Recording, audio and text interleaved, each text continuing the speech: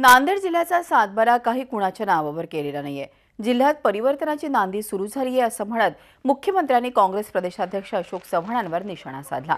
विधान परिषद निवडणुकीतील जागा वाटपावरून बिनसल्यानंतर राष्ट्रवादीने थेट काँग्रेसची फारकत घेत काँग्रेस विरोधाची भूमिका घेतली। नांदेडमध्ये अशोक चव्हाणांना कोंडीत पकडण्यासाठी सेना, भाजप आणि राष्ट्रवादीने अपक्ष उमेदवार श्यामसुंदर शिंदे यांना जाहीर पाठिंबा दिला।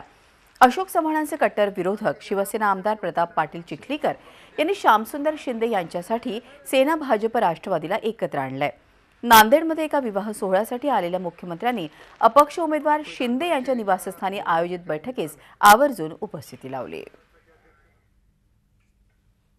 नांदेड जिल्ह्याच्या राजकारणातले सर्व धुरीण एकत्रित आले आहेत आणि एकदा सगळे धुरीण जर एकत्रित आले तर इतिहास तर होणारच। इतिहास होण्यापासून कोण थांबवू शकतो? मला विश्वास आहे की प्रताप पाटील जे म्हणाले